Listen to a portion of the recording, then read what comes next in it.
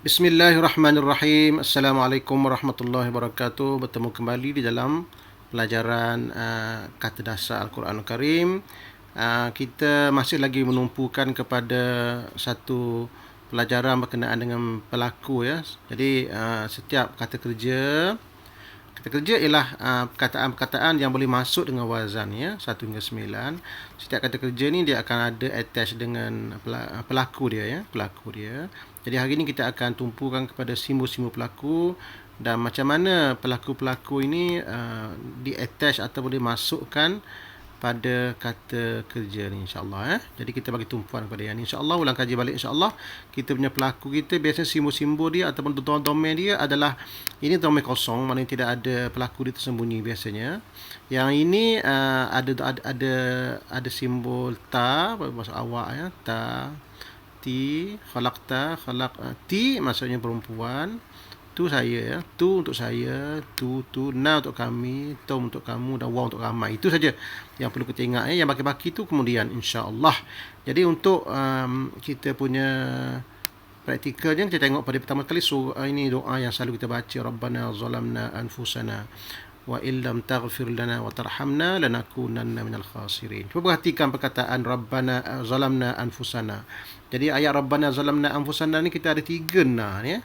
Satu Rabbana, satu zalamna, satu anfusana. Agak-agaknya yang manakah yang na yang merupakan pelaku di antara 3 na ni?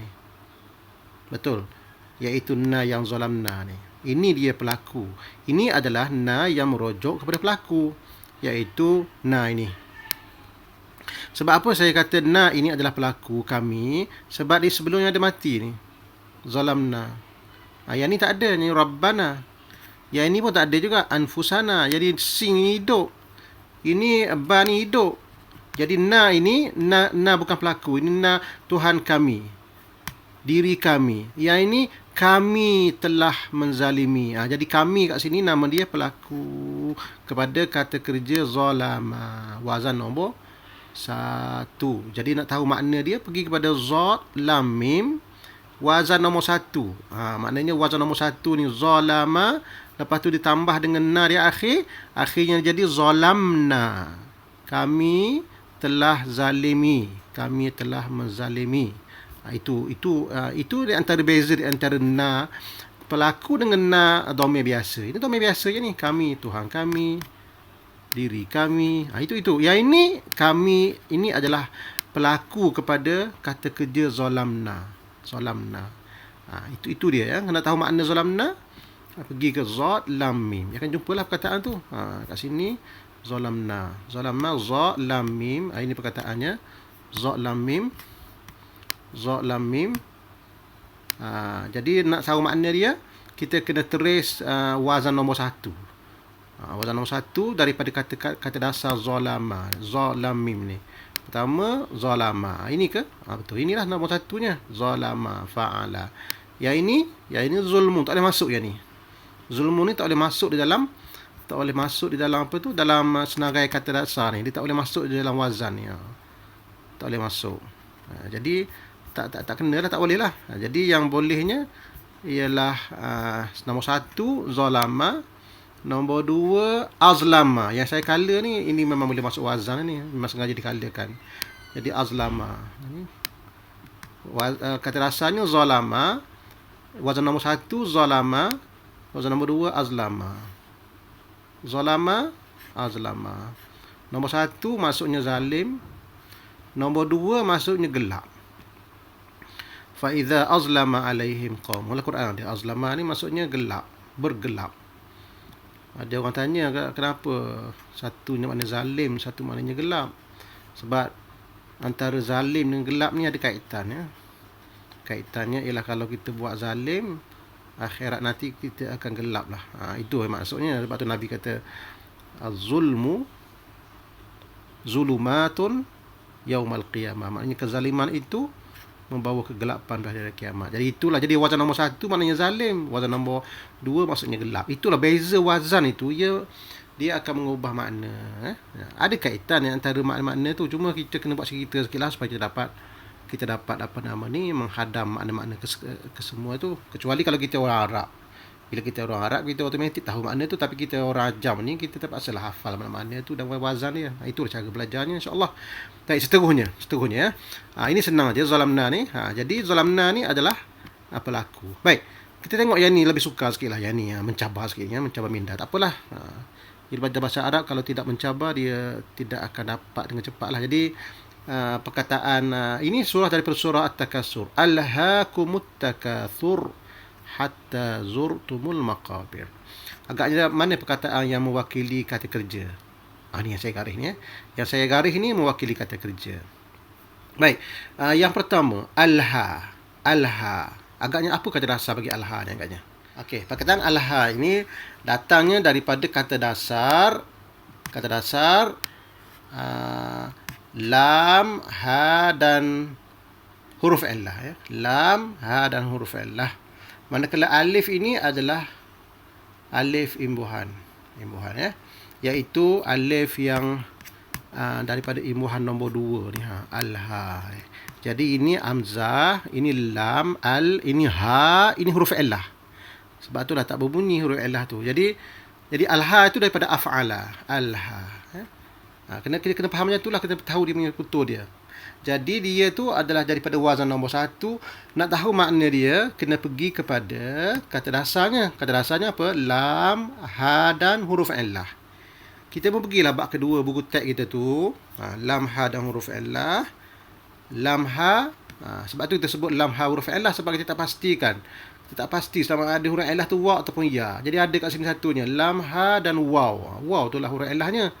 Jadi lepas tu kita pun tulislah mana perkataan yang wazan nombor 2. Yang nombor 2-nya adalah alha. Ini perkataannya. Alha. Maksud alha tu ialah menghiburkan dan melalaikan.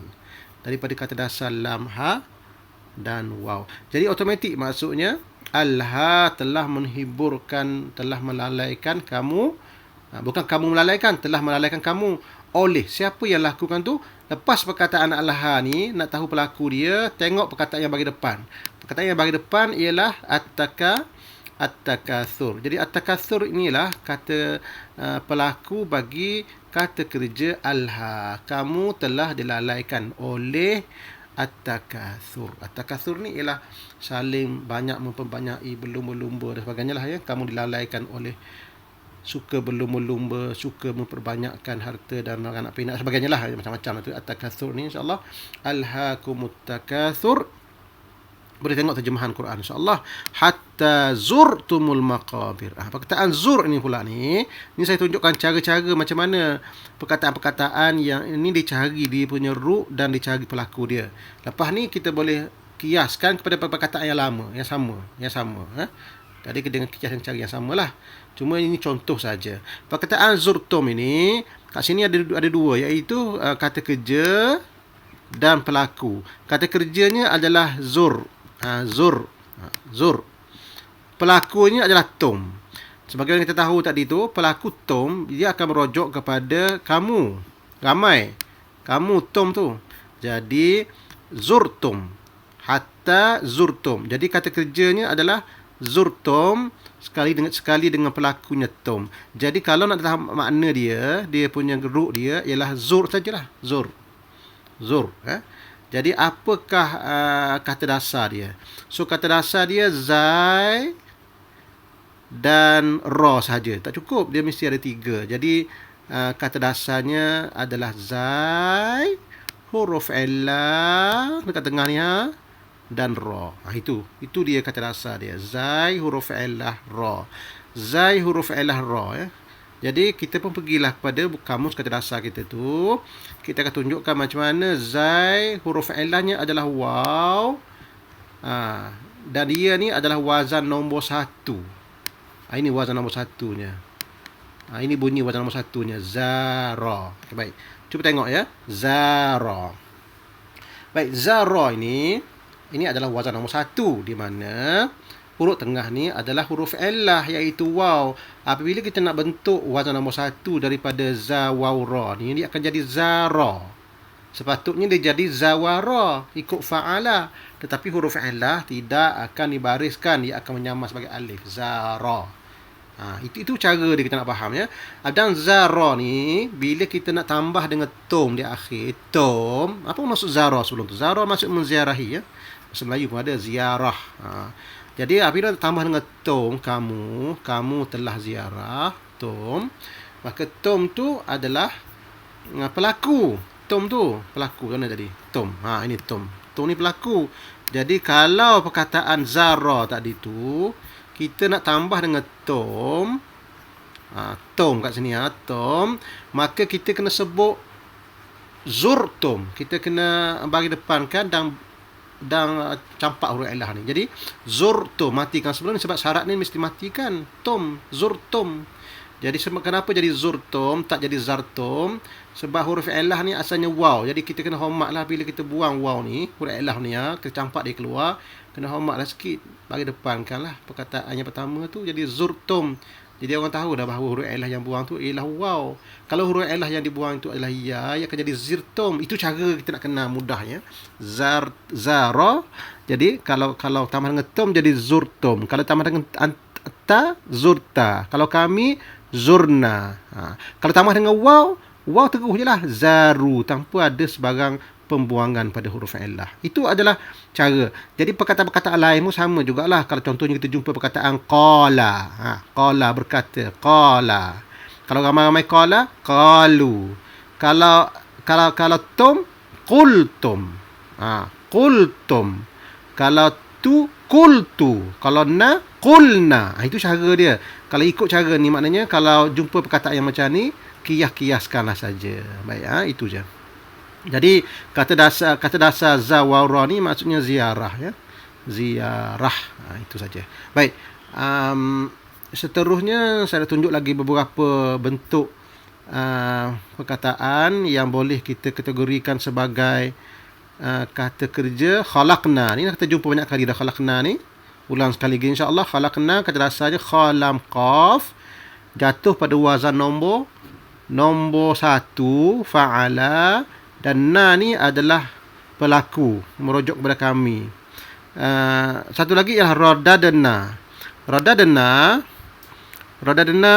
dia kata dasar dia ra, dal dan dal. Dua ra dan dal. Kata dasar macam ni kita panggil yang berganda sebab ada dal sama dua ni. Biasanya kalau dalam keadaan normal, ra, dal, dal ni digabungkan dal jadi satu, jadi radda saja. Radda. Dan perkataan radda ini kata dasarnya radada. Dia jatuh pada wazan nombor 1. Nombor 1. Ini tempat ra, ini tempat dal dan ini tempat dal. Jadi masuk sekaligus jadi radda. Radda. Kalau kita tengok dalam senarai kata dasar kita dalam bab yang kedua buku teks tu dia akan duduk macam ni. Radada. Ini kata dasarnya radada. Radada. Cuba bilang dia punya wazan dia. Wazan nombor berapa radada? Yang pertama radda. Radda ni wazan nombor 1 ya. Radda, wazan nombor 1. Asalnya radada. Akhirnya dia masukkan idghamkan da dua jadi radda. Wazan nombor 1 memulangkan maksudnya atau menolak. Dua makna radda ni menolak ataupun memulangkan. Bahasa Inggeris panggil reject. Dekatlah tu reject tu. Radda. Okey baik. Kalau perkataan radda tu wazan nombor 1. Kalau wazan irtadda ada ta kat tengah ni, wazan nombor 5. Kalau taraddada wazan nombor 8. Itu segera kena ingatlah insya-Allah tu. Kena ingat dia punya wazan-wazan tu. Jadi yang kenanya lah wazan nombor 1 yang ada tengah ni ada nama dia yang bersabdu ataupun yang berganda. Cara kita masukkan pelaku untuk radda ni, dia akan jadi macam ni ya. Dia akan jadi macam ni ayat ni. Radadna ni maksudnya pelakunya adalah na kami. Oleh kerana perkataan radda itu bila nak masukkan na kami ni ya, sebab dia panjang ni na ni sebenarnya ini mahsah Utsmani. Kalau modern Arabic dia akan letak alif. Maknanya kalau nak masukkan na, syarat dia mesti sebelum dia kita kena matikan ya. Jadi apabila radda itu dia masukkan dengan na, terpaksa kita pecahkan dal tu jadi dua balik. Asalnya radda ada sabdu, akhirnya kita sebut radadna. Radadna, kemudian kami tolaknya. Kemudian kami tolaknya. Jadi radadna. Jadi na ni kami lah. Ini cara macam mana na ini ataupun simbol pelaku ni masuk pada perkataan yang kata dasarnya berganda. Baik. Contoh yang lain. Rabbana la tu'akhidna in nasina au akhtana. Ini biasa kita baca ya. Saya ambil dua perkataan je lah. Nasina. Perkataan nasina ni, baik, na di akhir ni adalah na yang merujuk kepada pelakunya kami. Nasina. Nasina. Kami telah. Terjemahnya. Kami telah. Telah apa? Telah apa tu kena tahu kata dasar lah. Kita nak cari makna dia. Jadi telah apa tu? Nun, sin dan huruf illah. Pergi bab 2 buku teks kita tu. Bab nun, sin dan huruf illah. Nun, sin dan huruf illah. Nun, sin dan huruf illah. Huruf illah tu waw ke ya? Nun, sin, huruf illah. Ini dia. Nun, sin, huruf illah. Ini dia perkataannya. Nun, sin, huruf illah. Dan inilah perkataan yang lahir daripada nun, sin, huruf illah tu. Ini wazan nombor berapa? Ini wazan nombor 1. Iaitu fa'ila. Nombor 1 ni. Ini adalah contoh perkataan yang baris ainnya berbaris di bawah. Fa'ila, nasiya. Jarang kita jumpa tapi adalah perkataan tu ya. Nasina. Jadi nasina, nun sin ya wazan nombor 1, nasiya tanpa dengan na, pelaku jadi nasina, kena matikan ya ni ya. Jadi nasina, pergi dalam kamus, dia akan memberi maknanya nasiya wazan nombor 1, nasion. Ini tak masuk wazan ni sebab ada tanwin. Jadi ini kata nama biasa. Ansa. Baik, ansa ni wazan nombor berapa? Ansa. Ada alif depan ni. Tengok wazan nombor 1 ke 2? Nombor 2 kan ada alif kan. Wazannya adalah af'ala. Af'ala. Jadi wazannya fa'ila. Yang ini wazannya af'ala. Itu dia. Jadi nasiya, lupa, wazan nombor 1. Ansa tambah alif tu, dia akan jadi melupakan. Jadi penambahan alif ni dia akan ada makna kan sikit lah. Kalau nasiya ni maknanya lupa. Kalau ada ansa ni maknanya melupakan. Dalam surah apa nama ni, Al-Kahfi wa ma ansanihi illa syaitan. Tidak ada orang yang melupakan aku melainkan syaitan. Ansan. Tapi tak apa, untuk hari ni kita ambil nasiya je dulu. Nasiya, lupa ya. Nasiya, lupa. Jadi nasiya tu lupa. Ingat makan nasi ya. Makan nasi, lupa. Nasi dah lupa. Tapi tak kebetulan tu ya. Tapi bukan maknanya nasi tu. Maknanya lupa, insyaAllah. Baik. Rabbana la tu'akhidna in nasina. Nasina. In nasina. Kalau kami telah terlupa. Ya Allah, janganlah engkau hukum kami sekiranya kami telah lupa. Au akhta'na. Dan perkataan akhta'na ini, okey, kita faham bahawa na di akhir ini adalah na kami, dan perkataannya adalah akhta'a asalnya tanpa mati hujung ni. Akhta'a. Jadi akhta'na asalnya akhta'a. Nak tahu makna dia, pergi kepada kata dasar kha, ta dan hamzah. Kha, ta dan hamzah. Tengok wazan yang ada alif ke depan ni, maknanya wazan nombor 2, af'ala. Jadi pergi kepada kata dasar khata'a, khata'a, khata'a, khata'a, khata'a, dan cari wazan nombor 2. Ini wazan nombor 2, khata'a. Kalau tambah dengan na jadi akhta'na, jadi maknanya buat silap. Rabbana la tu'akhizna in nasina, sekiranya kami lupa, au akhta'na, kami buat silap. Akhta'na. Na di akhir itu adalah pelaku. Ini adalah contoh macam mana pelaku kata kerja itu ditempelkan ataupun diattachkan dengan kata kerja, cara dia nak faham, insya-Allah. Jadi cukup untuk pelajaran hari ini, mudah-mudahan memberi manfaat insya-Allah. Jadi kiaskanlah apa yang kita belajar hari ini kepada perkataan-perkataan lain. Ini sama aja, standard. Ini contoh saja yang kita tunjukkan insya-Allah. Cukup untuk hari ini. Assalamualaikum warahmatullahi wabarakatuh.